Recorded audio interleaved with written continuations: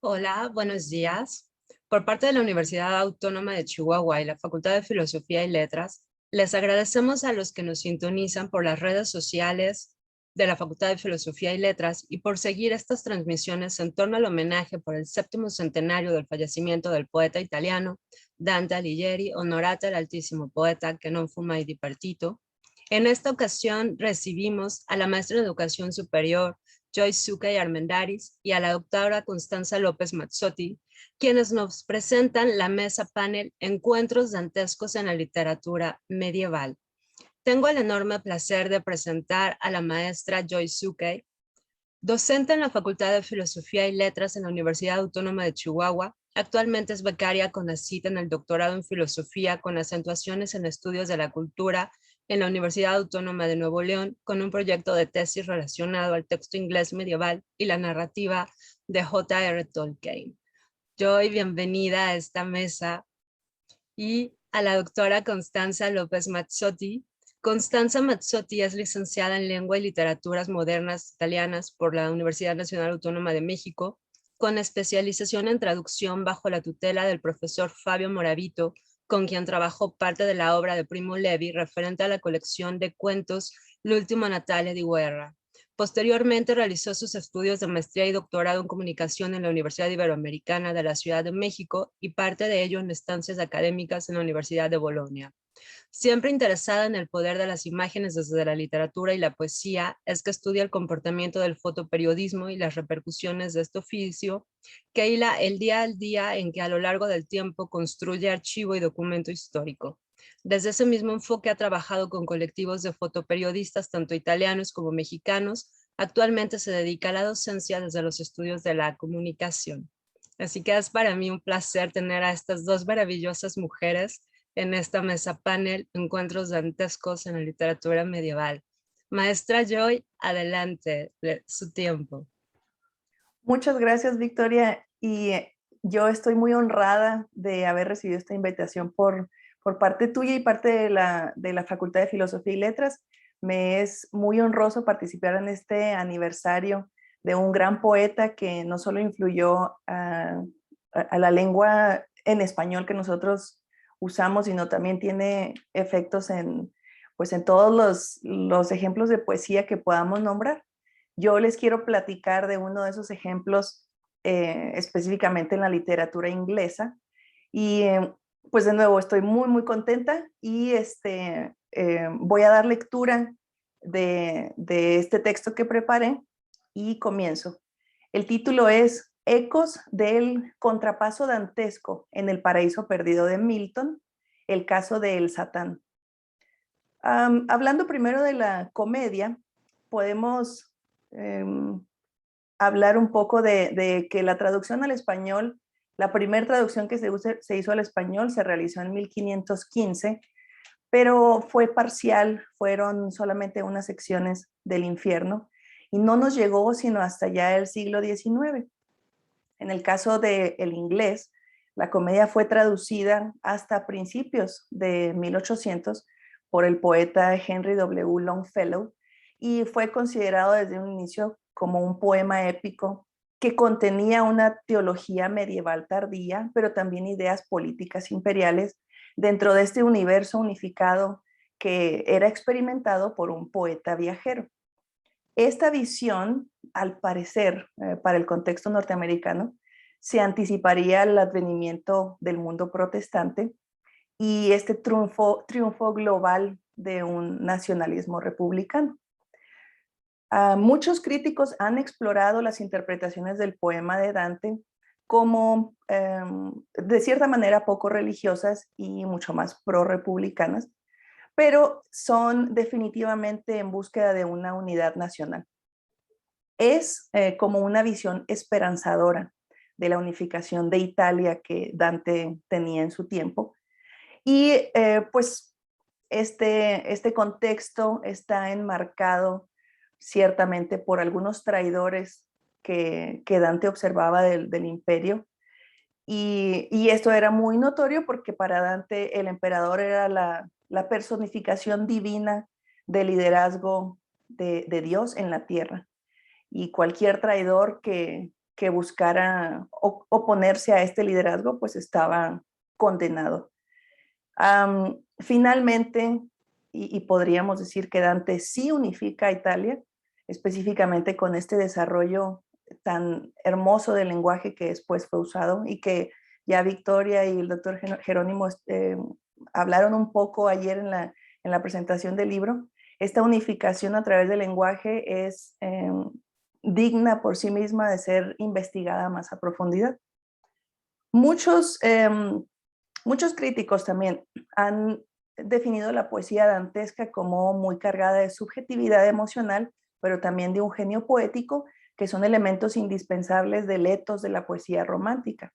También es necesario considerar que esta imaginación cósmica de Dante ha provocado en lectores responder interpretativamente como de la misma manera que la luz se produce en refracción en sus diversos colores.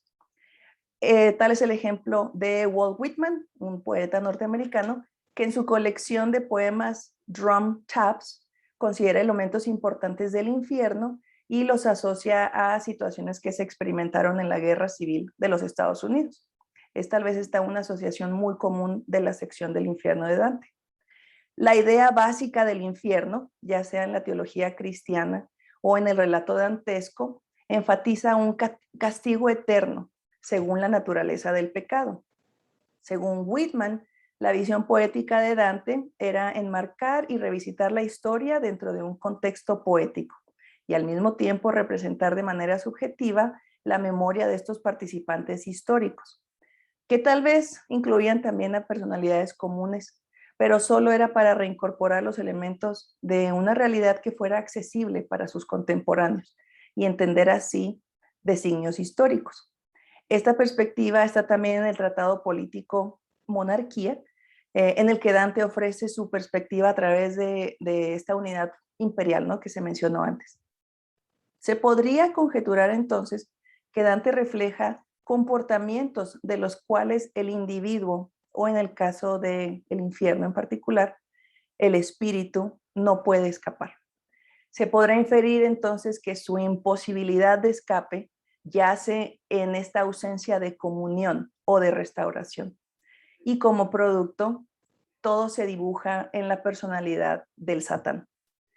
El Satán dantesco es una desfiguración de un ser que anteriormente fue bello. Descrito en el canto 33 del infierno, el Satán es un gigante atrapado en un lago congelado, permitiendo solo el movimiento leve de su torso, sus brazos libres y sus alas como murciélago, pero más impactantes son sus tres cabezas unidas por las sienes, en las que mastica, o con las que mastica, perdón, incesantemente a los peores traidores de la humanidad, a Judas Iscariote, a Casio y a Brutus. El doctor Flores lo acaba de mencionar en la conferencia anterior.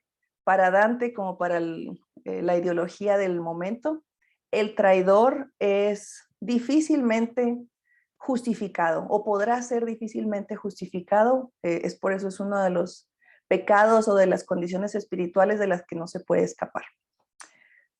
De cierta manera, el desarrollo del infierno es como proporcionar la oportunidad a los muertos de explicar o de justificar sus acciones, y no existe oportunidad de redención para ellos según la perspectiva de Dante. Solamente les permite hablar, o les permite expresar lo que ellos piensan.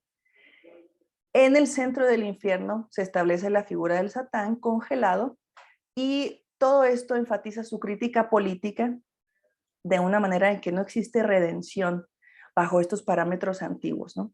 Es necesaria una purificación total que se produce en el resto de los estados, en el purgatorio y finalmente ya en el paraíso, como también lo han mencionado anteriormente, por esta guía y fuerza poderosa del amor. La imagen de un espiral descendente que caracteriza la descripción del infierno de Dante es también consecuente con la idea de una caída de un estado perfecto. ¿En qué punto se detendrá esta caída? Es la gran duda. Esto en el caso de que se vaya a detener en algún momento. Para Dante, como para Milton, este otro poeta, Esta caída representa el estado final del castigo, el cual es reflejo de la imposibilidad de un arrepentimiento. Y este castigo se traduce en un momento eterno. La visión de la espiral descendente también se conecta a las percepciones y opiniones de la historia y de la posibilidad del progreso de la sociedad. Es bastante pesimista y de cierta manera el poema de Dante se vuelve un ciclo al regresar al peregrino al momento inicial. En el caso de Milton, el poema se construye de una manera en la que se observa primero la batalla de los ángeles en el firmamento y que culmina con el Hijo venciendo al Satán en el tercer día de la rebelión. De manera teológica, el Hijo vence al Satán en el proceso de la resurrección, que es cuando vence a la muerte. La vida sin pecado del Hijo, al experimentar los dolores del género humano, finalmente vence al enemigo primordial del ser humano y se corona con la victoria de la vida eterna. Sin embargo, Milton lo presenta de una manera distinta para ejemplificar tal vez de esta forma cronológica la profecía que se indica desde el inicio del libro primero del Paraíso Perdido, que es la derrota inminente del Satán. Consideremos entonces ahora el Paraíso Perdido de Milton. Milton buscaba escribir esta pieza épica que definiría toda su carrera, pero hasta el momento le había sido muy complicado. Y con esta necesidad de escribir esta pieza épica, busca establecerse en el camino que, perdón, el camino que Virgilio inicialmente y luego Dante han marcado y han delimitado. Y él busca añadirse a esta tendencia, pero realmente le ha sido muy, muy difícil. En el caso de Milton, pues es también importante considerar la figura femenina que, de nuevo, por sí misma merece una investigación más a profundidad y no entraremos en ese debate en este momento, pero para hablar específicamente de la figura del Satán, ¿no? Para Milton, después de ya haber realizado muchos trabajos en defensa de la ley anglicana o de su fe anglicana, escribe el soneto titulado To the Same, dirigido a su amigo y amanuense Syriac Skinner, en el que le indica que pues ya ha perdido la vista, pero en realidad ha ganado una perspectiva espiritual que no tenía antes. Y esta perspectiva espiritual es la que le ayudará a escribir El Paraíso Perdido.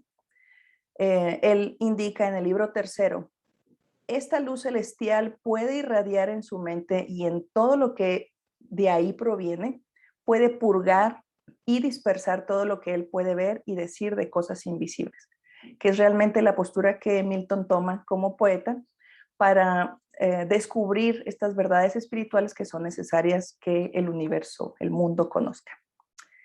El paraíso perdido, en el paraíso perdido, perdón, Satanás se queja con Belcebú, otro de los ángeles caídos, y al hacerlo revela elementos intrínsecos de su personalidad, lo cual se conectan a la descripción que se encuentra también en el libro de Isaías de la Biblia, en el capítulo 14, verso 12, que es el verso más común con el que se hace referencia al Satán. El verso cita, ¿cómo caíste del cielo, oh lucero, hijo de la mañana? El término lucero de la mañana se ha traducido comúnmente como luzbel, como un nombre propio. Sin embargo, San Jerónimo, quien fue el primero en usar el término latín luciferas, hace una referencia directa a Venus o esta estrella de la mañana, que es visible antes de que el sol tome su apogeo completo, como esta batalla de esta estrella de tomar protagonismo del firmamento y la imposibilidad de esta estrella, ¿no? No lo traduce como un nombre propio, sin embargo, se ha comúnmente asociado a un nombre propio. Luego, tenemos la opinión de Sarah Coleridge, la hija del poeta Coleridge, muy, muy famoso en el movimiento romántico inglés, y ella, admiradora de Wordsworth, habla sobre este Satanás. Satanás en el paraíso perdido está en desesperación y en frustración por haber sido expulsado de este lugar de luz. es precisamente esta referencia al título El paraíso perdido, al que nunca va a poder regresar. No muestra, no obstante, ningún tipo de arrepentimiento ni deseo de arrepentimiento. Sus motivaciones emergen del deseo de poder. El propósito para obtener tal poder se fundamenta en acciones que contrarresten siempre las acciones benéficas que realiza el Todopoderoso o el vencedor, como es mencionado en el paraíso perdido. En el paraíso perdido se hace explícita las acciones que el Satanás va a cometer y se indica que estas son permitidas por Dios solamente para enfatizar la gracia y la infinita bondad que provendrán de él. Como resultado, el Satanás recibirá un triple castigo de confusión. El primer momento sucede en su rebelión inicial, el segundo en la guerra que comienza justo después de la caída y antes de su transformación en serpiente, y la tercera y final durante la venida final del Hijo de Dios. En combinación con el Satán también se mencionan ángeles caídos y ambos no pueden arrepentirse porque sus intelectos han sido oscurecidos. Se encuentran en una espiral o vagando por laberintos interminables en los que no se obtienen conclusiones certeras, en los que se adentran en argumentaciones filosóficas que solo encantan o excitan una esperanza falsa. Sus intelectos ya no son iluminados con la revelación de Dios y esto se vuelve visible al encontrarse en un lago de fuego oscuro que ya no emite luz. Dante también rescata esta idea en el canto 3 del infierno, en el que indica que estos habitantes del infierno han perdido el buen intelecto. Entonces, este entenebrecimiento de su intelecto debilita su voluntad, ya que la razón sugiere la decisión. C.S. Lewis, otro autor inglés, en su prólogo a una edición del Paraíso Perdido, explora esta imposibilidad de los seres espirituales, enfatizando que ya no tienen decisión porque han decidido no tener decisión. Tomás de Aquino lo menciona en la Suma Teológica, que el rechazo a Dios se define por la imposibilidad de someterse a sus mandamientos. Sin embargo, también Milton lo menciona en el libro segundo del Paraíso, la mayoría de los ángeles caídos también son semejantes a los seres que habitan el infierno de Dante, realizando las mismas acciones, sin fin, subiendo rocas y montes, o en pleno vuelo circular, como en espiral descendente, sin propósito alguno. Sus acciones son inútiles, lo cual es una parodia de las actividades majestuosas que realizaban en el cielo. Finalmente, ya para acercarme al final de la lectura, la rebelión de los ángeles y del Satán, así como de las almas del infierno de Dante, es su rechazo al sometimiento del liderazgo real. En el caso de Dante, el liderazgo se establece en el emperador. En el caso de Milton, ese liderazgo se personifica en el Hijo de Dios, ya que es en el Hijo en quien se establece la gloria de Dios. Y ya que los ángeles rechazan este sometimiento, en batalla son forzados a realizar esta humillación para ellos. La descripción épica del paraíso perdido, de la batalla de los ángeles en el firmamento, es tal vez parte de la belleza de este poema y lo que ha colocado al poema en este lugar de referencia, conectado al gran poeta Dante. He usado durante toda esta lectura el término de el Satán y lo uso con una justificación en particular. La traducción del término Satanás, en el caso de Milton, está usado como un nombre propio. Este uso se popularizó después del siglo III de la traducción de San Jerónimo y ha sido usado de esa manera por motivos eclesiásticos para nombrar a este ser espiritual. Sin embargo, de acuerdo al término original en hebreo, la palabra Satanás nunca aparece sin el prefijo determinativo el, lo cual define al término como el adversario. Se menciona en la Biblia hebrea otros ejemplos de Satanás, como el adversario en el primer libro de Reyes, capítulo 11, que ataca al rey Saúl. Es un enemigo, un adversario que busca derrocarlo. Es decir, el término que hemos popularizado como un nombre es en realidad un calificativo. Los hebreos no consideraban digno a este personaje espiritual para recibir un nombre. Y las cualidades que representa son también muy difíciles de encapsular en un solo concepto que defina a esta personalidad. El término Luzbel, como lo mencionamos también anteriormente, o el término diablo, que se define como el enemigo, son también ejemplos de adjetivos. Existen diferentes términos que hacen alusión al Satán y en parte de las dificultades de la identificación han sido problemas de traducciones. Primero una traducción del hebreo al griego y posteriormente al latín. Y estas dificultades lo menciono porque también fueron dificultades que se observaron en la traducción de la Divina. Y también como tema por sí mismo vale mucho la pena una investigación más a profundidad. Estas múltiples posibilidades de ediciones y de traducciones de la Divina que enfatizan diversas opiniones que Dante vierte en sus personajes.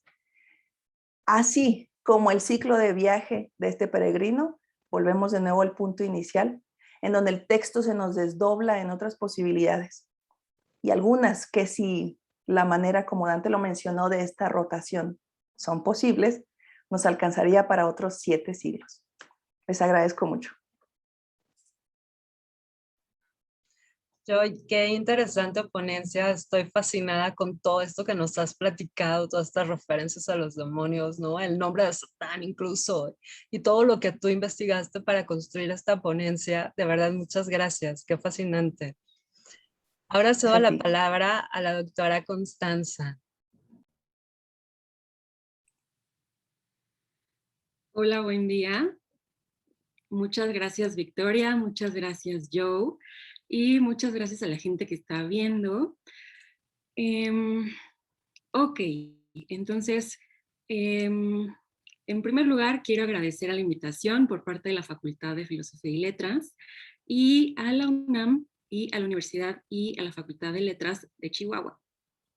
Así como también es igual un honor estar con la maestra y próximamente doctora Victoria Montemayor y la maestra y próximamente doctora Joy Armendáriz. Como lo ha comentado Victoria al inicio, en este espacio, mi charla de qué va. En este espacio estaré hablando a manera de divulgación, ¿no? A manera de divulgación sobre elementos generales de Vita Nuova o Vida Nueva, ¿no? Así como los demás elementos que la componen. Esto con la necesidad de seguir dando movimiento a una de las primeras obras del autor, que como ustedes sabrán ya, es una de las primeras que escribe Dante Alighieri, anterior, de la comedia, ¿no? Vita Nuova la escribe a la edad de 28 años, en el 1292 aproximadamente, ¿no? Entonces, Dante Alighieri escribió Vita Nuova, casi que una historia de amor autobiográfica con la carnal y la divina Beatriz, ¿no? Alrededor de 1292, 1293, ¿no? Con Vita Nuova se inicia el camino del escritor hacia la grandiosa comedia, esta comedia desarrollada, como ya todos lo sabemos acá, en el exilio, ¿no? Afuera de lo que era entonces la Florencia de los güelfos y los gibelinos del siglo XII, ¿no? Ahora, entrando en materia, Vita Nuova está escrita en verso y prosa de manera explicativa por el mismo Dante, ¿no? Hacia el lector, ¿no? Es una obra que está caracterizada por ser una historia de amor carnal y al mismo tiempo divina con Beatriz. Una Beatriz que al mismo tiempo es protagonista de esta biografía sentimental que da cuenta del enamoramiento y el sufrimiento al mismo tiempo de Dante por el amor de Beatriz, ¿no? Dante y Beatriz dentro de la obra se conocen a la edad de 9 años. Viene Beatriz vestida de color rojo y es después hasta que ellos cumplen 18 años que se vuelven a encontrar con la mirada, ¿no? Y se encuentran ya Beatriz vestida de color blanco, ¿no? Estos colores que están llenos de simbolismos, ¿no? Dado que el rol de la mujer dentro de Vita Nuova se da de una forma muy específica que ya veremos un poquito más adelante y que también ya todos conocemos de lo que es el dolce stil nuovo, ¿no? Entonces, a los 18 años que se da este segundo encuentro entre Dante y Beatriz, es que Dante empieza a relatar esta relación llevada a cabo solo a través de ensoñaciones, ¿no? A través del dios amor con quien dialoga y con quien dialoga y le muestra estas ensoñaciones y visiones que tiene a manera simbólica con su amor, ¿no? Con el objeto de su amor. A lo largo del relato, y como buen ejecutor de las formas trovadorescas, ¿no? Para referirse al ser amado, Dante, en vez de declarar su amor a Beatriz, esconde esta identidad a través de varias pantallas, ¿no? En los sonetos vienen descritos varias pantallas, varias mujeres con las que finge estar enamorado, a quienes llama gentiles o amables, ¿no? O nobles. Mientras que cuando se refiere a Beatriz, su ser amado, lo hace nombrándola como gentilísima, nobilísima, ¿no? Es una forma para diferenciar a Beatriz dentro del texto. Ahora, esta es una de las razones por las cuales se presume que Beatriz, dentro del texto, deja de dirigirle el saludo a Dante, ¿no? Pues en un acto que será quitarle el saludo, la mayor desdicha que pueda tener Dante, ¿no? Porque el saludo, debemos de recordar que también dentro de la estructura del texto, y para el dolce stil nuovo y para el amor cortés, el retiro del saludo funge como el retiro de la salud, ¿no? Cuando uno saluda o te saluda la persona amada, es dar también la salud, otorgar de vida. Y cuando es retirado, para esta lógica de construcción de amor caballeresca, es quitar también parte de la salud, ¿no? Ahora, algo importante a mencionar sobre la configuración de la mujer a través del nombre que se le otorga dentro de la obra de Dante, lo podemos tomar también como referencia lo que sucede con Petrarca, ¿no? Algo importante a mencionar es que en Dante y Petrarca, los nombres de sus amadas tienen también una necesidad simbólica más que humana, ¿no? Propios de lo que va haciendo la mujer para el dolce stil nuovo, ¿no? Beatriz es a Dante lo que Laura es a Petrarca. ¿Cómo es esto? Pues Beatriz es beata, es beatitud, es totalmente una deidad, casi una deidad, ¿no? Mientras que Laura para Petrarca es aire, aura, espíritu, laurel, poesía u oro, ¿no? Estos simbolismos dan pie para hablar sobre la forma en la que Vita Nuova viene descrita a la mujer, ¿no? Ahora, más adelante un poquito. Dentro de la obra lo que resalta es que Dante, como el personaje enamorado de Beatriz, tiene muy pocos acercamientos a la protagonista realmente, ¿no? Es decir, la ve primero a los 9 años, después la ve a los 18 años ya vestida de blanco, y es en donde empieza el desarrollo de este enamoramiento que además viene solamente de parte de Dante, ¿no? En esta primera parte tienen este acercamiento tan solo con la mirada, ¿no? Dante es visto por Beatriz, y ello le otorga a Dante el ser favorecido por ella, ¿no? Por la mirada. Ese ser mirado, ese ser visto por amor, y al mismo tiempo es cuando Dante inicia el relato en donde Beatriz lo saluda, ¿no? Le da la salud, le da ese momento honorable de ser mirado, ¿no? Sin embargo, cuando Dante coloca la fachada, ¿no? Más adelante, para no develar el nombre de su amada, y dialoga con amor a través de ensoñaciones, que le indican y le traducen las acciones, pero nunca pronuncia o devela su amor y nunca nombra el nombre de Beatriz, ¿no? Esta segunda fase, en donde Beatriz le retira el saludo, se debe a que, según rumores dentro del texto, Beatriz se entera de que Dante está utilizando otros nombres y ha hecho algunos malos modos con alguna de esas mujeres que sirven de pantalla, y entonces todavía Beatriz teme caer en esas malas lenguas y es cuando le quita ese saludo, ¿no? Lo cual a partir de ahí Dante vive sin el saludo de Beatriz, que en estos términos ya es equivalente a perder la salud, ¿no? Ahora, para seguir hablando de Vita Nuova, hay un tema muy importante que hay que nombrar y hay que tocar, ¿no? Que es el dolce stil nuovo. ¿Qué es el dolce stil nuovo? O el dulce stil nuevo, ¿no?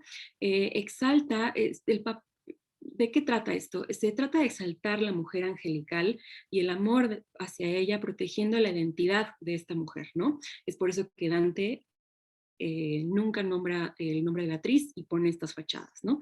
Il Dolce Stil Nuovo, ¿no?, se desarrolla prácticamente en Florencia en el siglo XIII y el siglo XIV, ¿no? Por las épocas en donde Dante desarrolla Vita Nuova y posteriormente la comedia, ¿no? Il Dolce Stil Nuovo es importante porque además Vita Nuova pertenece a este estilo y bueno, lo central aquí es que la mujer es beata, es angelical, es el símbolo de pureza, es gentil, es noble y tiene virtud de corazón, ¿no? En palabras de la doctora Victoria Montemayor, la cito a ella, Dante toma de la lírica trovadoresca y de los romances caballerescos los elementos de la posición del enamorado frente a la dama, ¿no? Ahora, ¿cómo es este amor cortés? Este amor cortés, de donde se sientan las bases del Dolce Stil Nuovo, es de un amor abnegado, leal, regulado por convenciones del tipo feudal y sobre todo nunca llega a consumarse el amor, ¿no? Siempre está en un estado sostenido por una idealización de la mujer amada, ¿no? El lenguaje que encontramos dentro de Vita Nuova pertenece al lenguaje utilizado en este amor cortés, ¿no? Dentro de la obra de Vita Nuova y dentro del lenguaje del amor cortés tenemos que la mujer es beata, el vocabulario es de gentil, de dulce, de angelical, está la palabra de alma, suspiro, gentil, gentilísima, noble, ¿no? Un vocabulario, citando también a Victoria Montemayor, que gira en torno al ser bendecido, ¿no? Por gestos sutiles que crea la amada de manera natural y casi nunca a propósito, ¿no?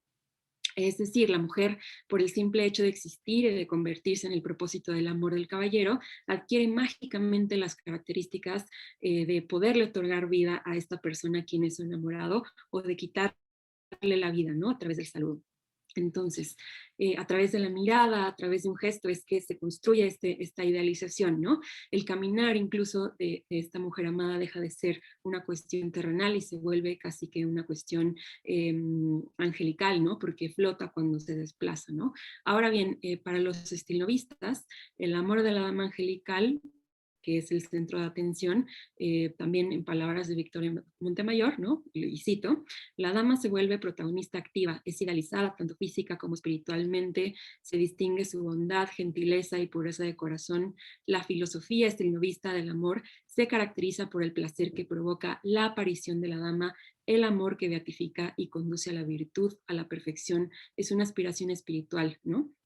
Además de Dante, están los poetas como Guido Winnizelli, Guido Cavalcanti y Angelo Poliziano, ¿no? Que son los principales representantes del Renacimiento italiano, ¿no? Ahora, ya para ir cerrando y para ejemplificar lo anterior, de todos los elementos que componen a la mujer dentro de Vita Nuova, que es esta Beatriz, voy a leer del capítulo 26, una parte, ¿no?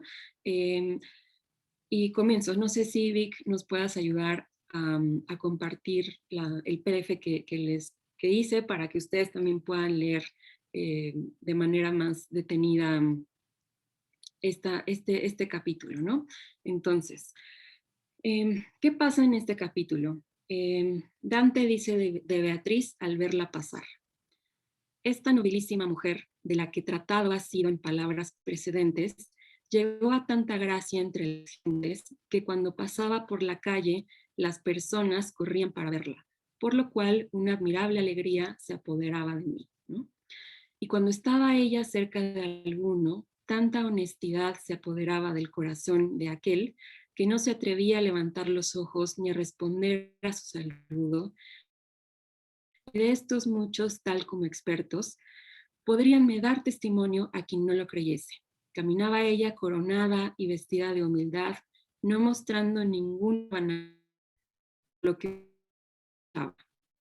Decían muchos, luego de que hubiera pasado, no es hembra esta, sino que es uno de los bellísimos ángeles del cielo.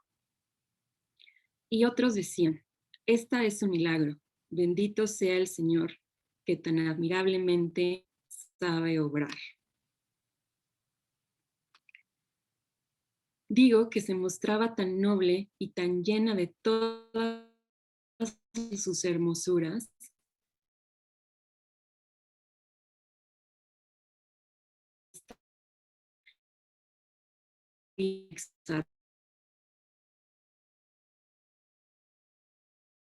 suspirar.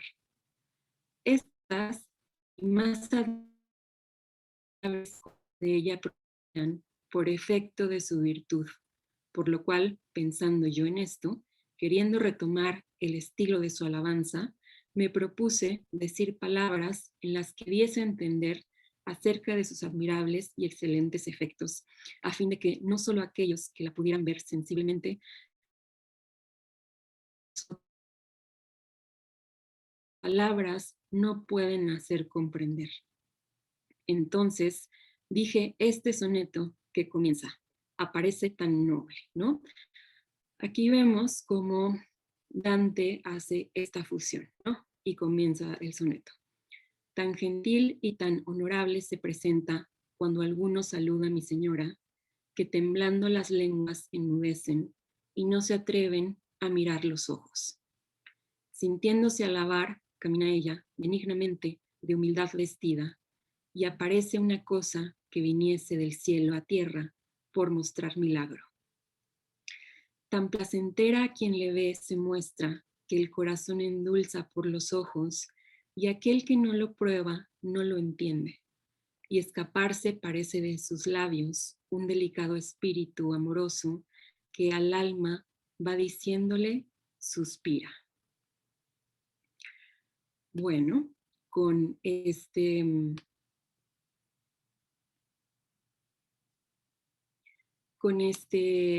soneto acabo mi presentación sobre, en términos generales, lo que es Vita Nuova, sobre este gran personaje, escritor, poeta y filósofo.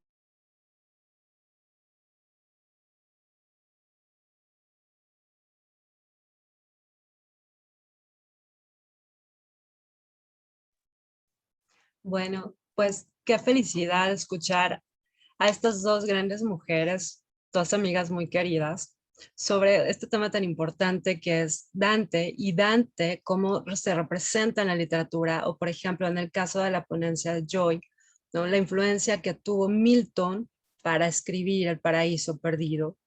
Y en el caso de Constanza, la manera en que nos explica un poco sobre la Vita Nuova, sobre el Dolce Stil Novo, sobre Beatriz y sobre esta cuestión tan importante como es la mirada, ¿no?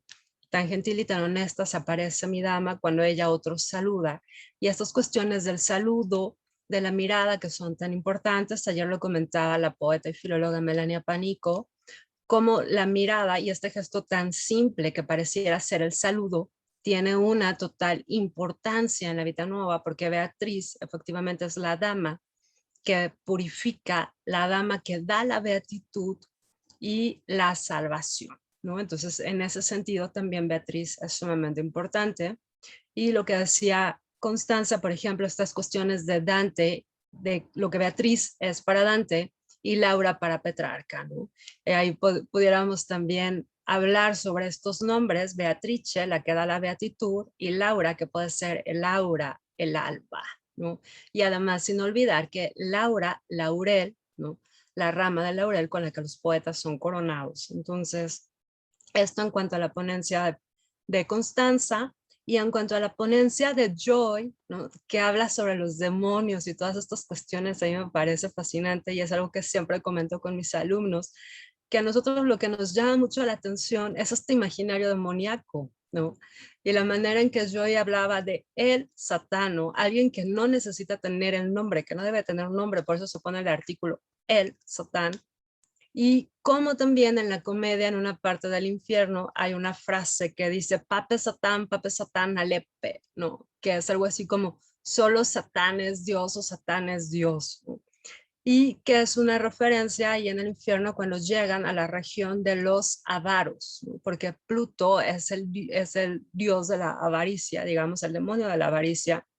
Y cómo cuando nosotros recorremos el infierno dantesco nos encontramos con estas figuras de monstruos, con estas figuras de demonios, y cómo este imaginario demoníaco creado en Dante a través del infierno y de la Divina Comedia, pues va a tener también sus referentes en Milton, va a tener sus referentes, por ejemplo, en Maquiavelo con Belfagor Archidiablo, que hace un cuento muy corto. Ahí también está la figura del diablo, O en Quevedo, ¿no? Quevedo construye su infierno, los sueños, los discursos, con base también en estas figuras de los demonios, ¿no? Y en el caso de Coleridge, hace un rato que mencionaba Joy a Sarah Coleridge, ¿no? Me acordé del poema del anciano marinero, ¿no? Y cómo en el anciano marinero también están estas referencias dantescas, ¿no? De un paisaje congelado, y hay ahí también una intertextualidad que encontramos con Dante. O en el mismo libro de Frankenstein, ¿no? De Mary Shelley, que también Mary Shelley construye algunas cuestiones que son muy dantescas, ¿no? Y Mary Shelley también hace referencia al anciano marinero de Coleridge, ¿no? Entonces aquí tenemos dos referencias, además de la de Milton, que es importantísima, ¿no? Porque Milton también con su maravilloso Paraíso Perdido hay un antes y un después en la literatura inglesa, ¿no? Y en la literatura también occidental. Y, por ejemplo, me vino también a la mente Baudelaire con Las Flores del Mal, ¿no? Ahí en el poemario de Las Flores del Mal, estrictamente en la sección que lleva el nombre, hay dos poemas que a mí me remitieron mucho a Dante, ¿no? O sea, hay más, pero por ejemplo, está el de el demonio, ¿no? Y en ese poema del demonio, Baudelaire menciona algo así como: a mi lado la destrucción, se llama el poema. A mi lado el demonio sin cesar se revuelve, nada a mi alrededor como un aire impalpable. Yo lo traigo y lo siento quemando mis pulmones y de un deseo eterno y culpable llenarlos. Entonces aquí me parece que también encontramos una referencia, ¿no? Ayer que hablaba un poco con Yesenia sobre La Puerta del Infierno y comentaba sobre Rodin, y cómo Rodin construye esta puerta del infierno, y con este imaginario no solamente dantesco, sino de Baudelaire, plasma algunas imágenes de caídos, ¿no? O este simbolismo que hacía Joy sobre la caída es tan importante, ¿no? La caída de Adán y Eva, la caída de Satanás, ¿no? La rebelión, perdón, de Lucifer ante su creador, ¿no? Eso también me parece interesante. Y luego, si hojeamos también un poco más este poemario de Las Flores del Mal, vamos a encontrar un poema que se titula La Beatriz, ¿no? A mí me llama la atención porque es la Beatriz, es el artículo la, ¿no? Y está en contraposición de lo que es Beatriz. O sea, no es la Beatriz beata, no es la Beatriz salvífica, ¿no? Sino que para Baudelaire es la otra, ¿no? Beatriz es la otra.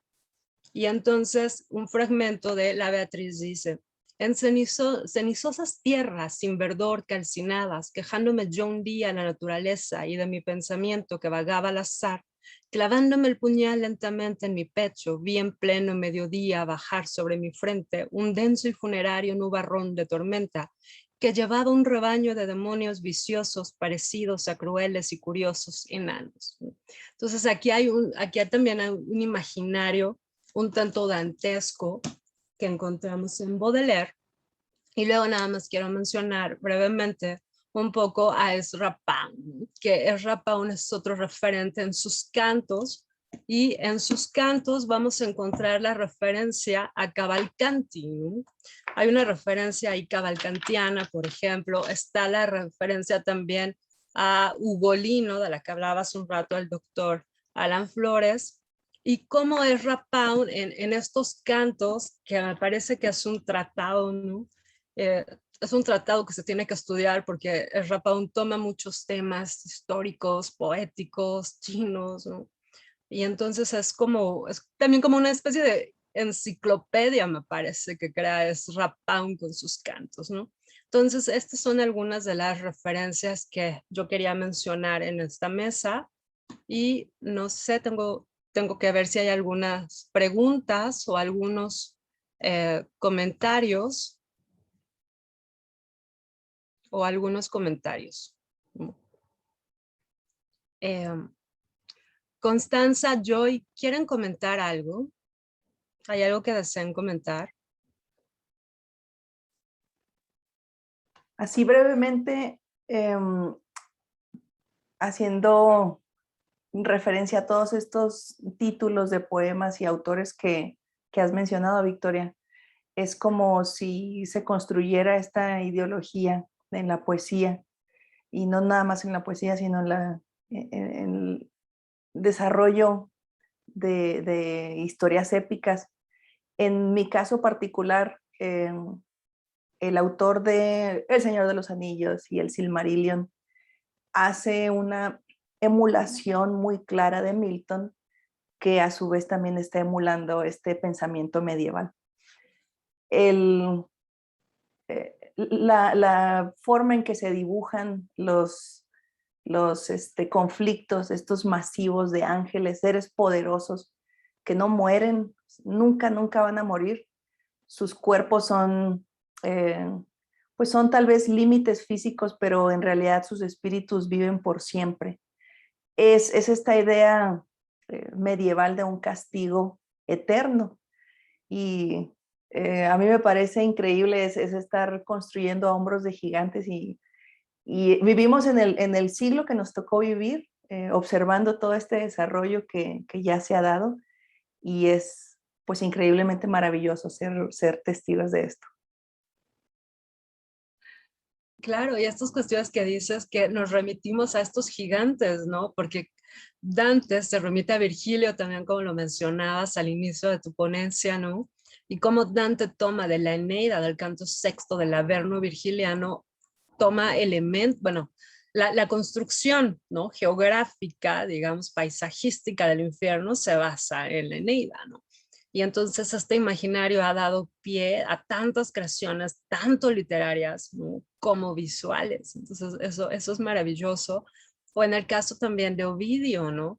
O en el caso de Milton, ¿no? O en la misma Mary Shelley, ¿cuántas representaciones no hemos visto de Frankenstein, ¿no? Entonces, claro, es fascinante y cómo a 700 años de distancia seguimos hablando sobre estos temas, ¿no? Y también hay una frase que a veces me gusta decir, es que qué tan medievales seguimos siendo, ¿no? Porque me parece que no hemos dejado de serlo, ¿no? Y el año pasado hablábamos también de estas cuestiones de la peste, ¿no? O sea, cómo la Edad Media tuvo su peste, a inicios del siglo XX tuvo su peste, y nosotros también. Tal vez nos toca ahí asumir el rol entonces del poeta, y ser también testigos de nuestro mundo contemporáneo, con estas alegorías que nos pueden servir para darnos una explicación de lo grotesco que es nuestro mundo, de lo cruel que puede llegar a ser, y asumir también ese rol. Tal vez la misma historia nos empuja a tomar ese nuevo rol que debemos asumir. Claro, totalmente de acuerdo, ¿no? La historia que continúa sus ciclos, ¿no? Y que pareciera que regresa al mismo tiempo. Constanza, adelante. Claro, apoyando la idea de este castigo eterno, ¿no? De lo que habla Joy, me quedo pensando en cómo está escrito Vita Nuova y cuál es el rol, digamos, que juega la mujer, y este sacrificio y este dolor que representa Dante ante la mujer angelical que no puede alcanzar, ¿no? Tomando en cuenta que Vita Nuova es una obra que, digamos que como que calienta los motores para que después Dante escriba la comedia, ¿no? Y que además en Vita Nuova también lo establece al final, ¿no? Que dice esto, casi que dice continuará, ¿no? Y que después, ¿no? Es por decirlo en términos modernos. Y después, cuando va al exilio, y que es en el contexto del exilio que escribe la comedia, algo que me quedó presente de Vita Nueva ahora que lo releí, es que parecería que Dante siempre está en un exilio, ¿no? Siempre está en un exilio amoroso. Si no es amoroso, es un exilio político. Siempre está a punto de llegar, ¿no? Como lo dicta el mismo Amor Cortés, el del mismo Dolce Stil Nuovo, ¿no? Siempre está por llegar, pero es expulsado, ¿no? Se le quita el saludo por esta confusión, y se le quita el derecho de permanecer en Florencia, igual por cuestiones que podrían también ser confusiones políticas del momento, ¿no? Como esta no claridad. Entonces queda fuera siempre tanto de este amor como de esta vida política, en donde desarrolla toda su obra, pero como que siempre está delimitado, cargado, marcado por un castigo divino, ¿no? Como lo menciona Joy. Entonces, esa es mi observación que me quedó ahora que releí Vita Nuova, ¿no? Como esta idea de Dante siempre a las afueras. Claro, por supuesto, ¿no? Y eso es también lo que comentábamos en otras ponencias, cómo la influencia de Dante sigue siendo, es actual, ¿no? Y por qué Dante es un clásico. Entonces, bueno, en ese sentido me gustaría hacerles dos preguntas. Una, ¿cuál es el impacto que tiene o debería de tener la literatura de Dante en la actualidad, en la educación, ya sea superior, ¿no? Bueno, más bien en la educación superior, que es donde lo tratamos un poco, ¿no? Y dónde podríamos encontrar más vestigios sobre la influencia de Dante, no solo en la literatura medieval o renacentista o barroca, sino en la literatura actual.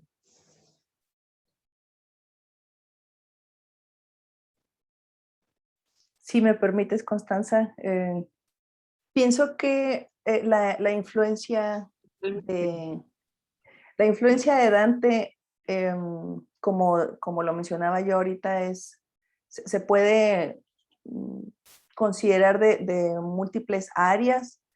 Uno puede considerar los tropos y las figuras que se encuentran en el poema, puede considerar la estructura, también lo mencionó el doctor Flores, se pueden considerar los elementos históricos que, que se reflejan en las obras de Dante, y también la manera en que se ha traducido y la manera en que se ha hecho accesible este poema a través de los siglos, ¿no?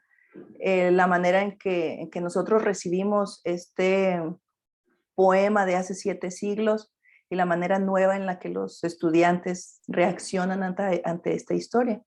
Sabemos que siempre es mucho más interesante, al menos en cuestión de la comedia, de la Divina Comedia, perdón, es mucho más interesante la parte del infierno, que siempre les llama más la atención a los alumnos, pues tal vez explorar esos aspectos y ya introducirlos a esta literatura y a los demás ejemplos, como también mencionaba la doctora Constanza.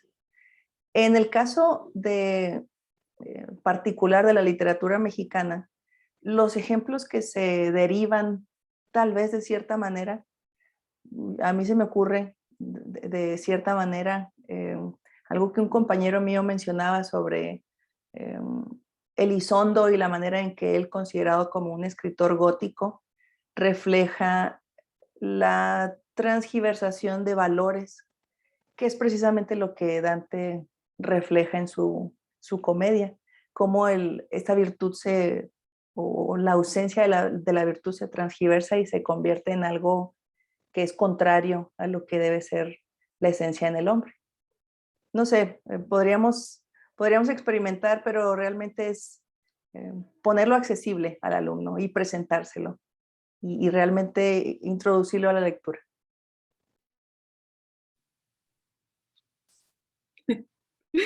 Bueno, respondiendo a tu pregunta, Victoria, no sé si lo voy a responder de la forma correcta, pero una de las formas que me parece que en las que Dante está en la vida actual, en la actualidad, a nuestro alrededor, es precisamente esta forma de invitación que tuviste conmigo, ¿no? Desde las comunicaciones, acercarnos de regreso a una visión de una obra de Dante como es Vita Nuova, bueno, pues precisamente volviendo a hablar de ella, volviendo a retomar de qué trata, de qué va, por qué nos debería interesar, de dónde viene este amor cortés o este dolce stil nuevo, o por qué darnos una razón de por qué de alguna forma se sigue idealizando el amor o se sigue dando distintos roles al ser amado y al ser no amado, ¿no? A eso que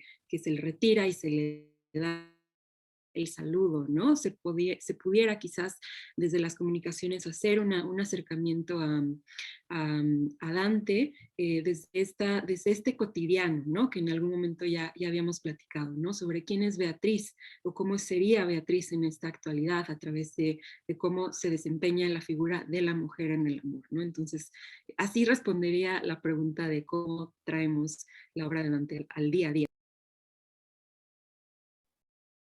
Claro. Muchas gracias, Constanza. Muchas gracias, Joy. Yo he estado encantada de escucharlas y de participar en esta mesa acompañándolas. Y bueno, agradecemos infinitamente la confianza depositada a la Universidad Autónoma de Chihuahua y a nuestra Facultad de Filosofía y Letras para presentar estos dos temas tan interesantes. Ahora me permito leer las respectivas constancias de participación. La Universidad Autónoma de Chihuahua, a través de la Facultad de Filosofía y Letras, otorga la presente constancia a la doctora Constanza López Mazzotti por su y a la maestra en Educación Superior Joyce Zucca y Armendáriz por su valiosa participación como ponentes en el encuentro cultural Séptimo Centenario Luctuoso de Dante Alighieri, honorate al altísimo poeta que non fu mai dipartito, en la mesa panel Encuentros Dantescos en la Literatura Medieval, llevada a cabo de manera virtual el martes 14 de septiembre a las 11 horas. Firman el doctor Armando Villanueva Ledesma, director de la Facultad de Filosofía y Letras, y el maestro Alejandro Chávez Ramírez, secretario de Extensión y Difusión de la Facultad de Filosofía y Letras. Muchas gracias. Gracias por estos interesantes temas que nos han presentado. Y los invito a que nos sigan y que estén pendientes de nuestras transmisiones. El día de hoy vamos a dar por concluido en la tarde este homenaje al sumo poeta. Y a continuación tenemos la participación del maestro Leonel Alit Zanotelli Correa de la Universidad Nacional Autónoma de México y de Ivette Angeli Muñoz Castillo, estudiante de Letras Españolas por parte de la Universidad Autónoma de Chihuahua, en el conversatorio El Infierno de Dante y Quevedo. Así que los invito a que se queden con nosotros. Y muchas gracias, doctora Constanza, muchas gracias, maestra Joy, por esta maravillosa participación. Y gracias a ustedes que nos acompañaron en esta hora. Quédense con nosotros. Gracias.